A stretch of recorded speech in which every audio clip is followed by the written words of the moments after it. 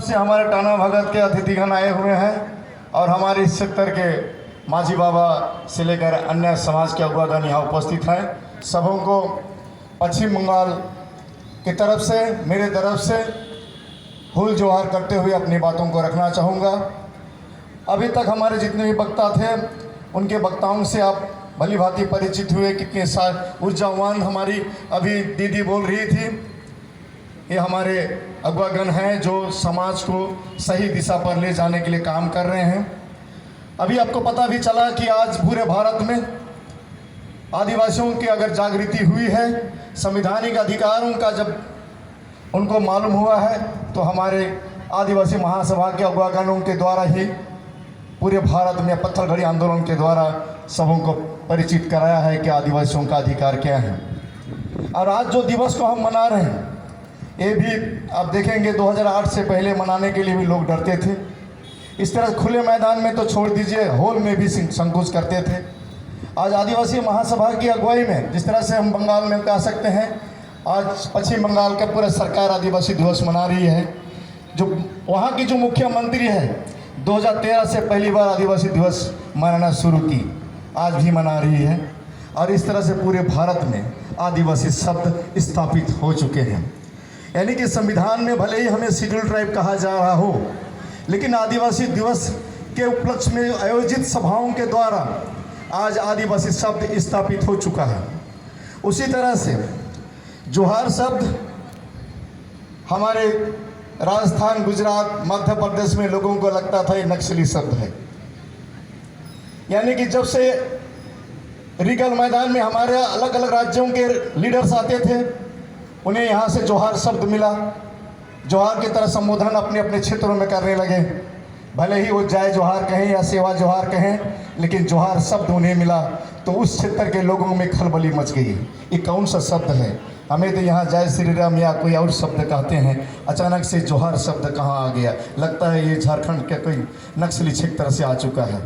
आज जोहार शब्द संविधान में जो हमारी जो राष्ट्रपति बनी है, यानी कि इस पार्लियामेंट में भी गूंजने लगा है, तो जोहार शब्द भी स्थापित हो चुका है। यानी कि आदिवासी भले धीरे धीरे सही अपने हर चीज़ों पर अपने हक अधिकार के बारे में जानकारी लेते हुए शब्दों को चिन्हित करते हुए आगे बढ़ रहे हैं। यही इस दिवस का खास बात है। और भले ही भारत सरकार इसे अपना आधिकारिक दिवस घोषित करे या ना करे, लेकिन हम आदिवासी समुदाय अपने क्षेत्रों में आज पूरे जोश आवाज के साथ इसको मना रहे हैं।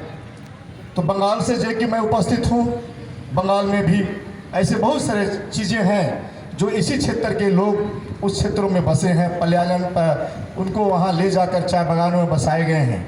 यानी कि बंगाल के आदिवासियों का दो भूभाग है, एक तरफ उत्तर बंगाल, एक तरफ दक्षिण बंगाल। दक्षिण बंगाल में हमारा संथाल समुदायों के बहुल क्षेत्र हैं, जहाँ अपने जगह ज़मीन पर वो अपने खेती बाड़ी के साथ अपन जीवन यापन कर रहे हैं। उसी तरह से उत्तर बंगाल में आप जाएंगे तो यहाँ आपके झारखंड के बेसी भाग क्षेत्रों से ही वहाँ उपस्थित लोग हैं जो आज बंधुआ मजदूर की तरह जीवन यापन कर रहे हैं। तो आदिवासी महासभा प्रदान करती है कि भारत के हर आदिवासी, चाहे जिस किसी कोने पर हो, चाहे वो असम में है जिनको आदिवासी ना माना जा हो, चाहे अंडमान में है जिसे आज तक आदिवासी या शेड्यूल ट्राइब के स्टेटस ना दिया हो, सबको अपना भाई बहन मानते हुए उनके हक अधिकार के लिए लड़ रही है।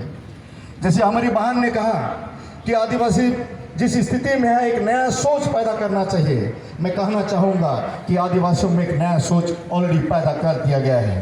क्योंकि आदिवासियों का जिस तरह से मैंने कहा कि आदिवासी दिवस नया सोच लेकर आया, पूरा देश मना रहा है, उसी तरह से जोहार शब्द जो नया शब्द दूसरों के लिए था वो पूरा देश में बोला जा रहा है।